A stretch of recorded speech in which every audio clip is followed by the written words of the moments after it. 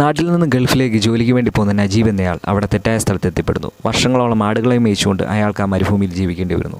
One line കേൾക്കുമ്പോഴേ എല്ലാവർക്കും അറിയാം ആടുജീവിതം എന്ന് പറയുന്ന ബെന്യാമിൻ്റെ പുസ്തകമാണ്. ഈ പുസ്തകത്തിനെ ബേസ് ചെയ്ത് ഈ വർഷം ഇറങ്ങിയ ബ്ലസ്സി ചിത്രമാണ് ആടുജീവിതം. 15 വർഷത്തോളം എടുത്ത ബ്ലസ്സി എന്ന ഡയറക്ടറുടെ കഷ്ടപ്പാടാണ് ഈ സിനിമ. ഇത് റിയൽ സ്റ്റോറിയാണ്. നജീബ് എന്ന് പറയുന്നയാളുടെ റിയൽ സ്റ്റോറിയാണ്. അതുപോലെ ഈ പുസ്തകം വളരെ ഹിറ്റായിരുന്നു. എല്ലാവരും പ്രതീക്ഷയോടെ നോക്കിയിരുന്ന ഒരു സിനിമയായിരുന്നു ഇതെന്ന് പറയുന്നത്. ഒരു സിനിമ എന്ന രീതിയിൽ നോക്കിക്കഴിഞ്ഞാൽ 3 മണിക്കൂറിനടുത്ത് ഡ്യൂറേഷൻ ഈ സിനിമയ്ക്കുണ്ട്. അത്യാവശ്യം നല്ല ലാഗ് രീതിയിലാണ് പോയിരിക്കുന്നത്. ആവേശം കാണുന്ന മൂഡിൽ ആടുജീവിതം കാണാതിരുന്നു കഴിഞ്ഞാൽ ആർക്കും ഇഷ്ടപ്പെടുന്നൊരു സിനിമയല്ല.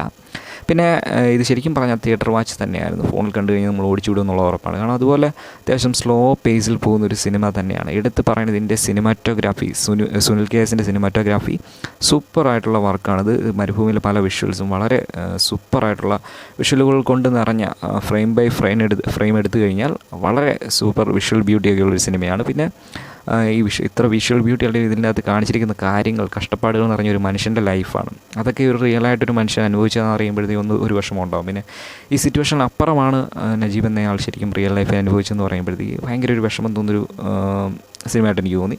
പിന്നെ എടുത്ത് പറയേണ്ടത് എ.ആർ. റഹ്മാൻ്റെ മ്യൂസിക് സൂപ്പറായിട്ട് എനിക്ക് അത്യാവശ്യം നല്ല രീതിയിൽ ഇഷ്ടപ്പെട്ടു.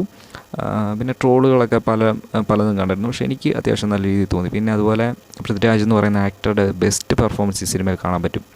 അതുപോലെ തുടക്കത്തിൽ പൃഥ്വിരാജ് എന്ന് പറയുന്ന ആക്ടറെ തന്നെയാണ് ശരിക്കും പറഞ്ഞാൽ എനിക്ക് ഫീൽ ചെയ്തത്. ഒരു ട്രാൻസ്ഫോർമേഷൻ തുടങ്ങി കഴിയുമ്പോഴാണ് പിന്നെ നജീബ് എന്ന് പറയുന്ന ആ ക്യാരക്ടറിലോട്ട് കയറിയായിട്ട് എനിക്ക് ഫീൽ ചെയ്തത്.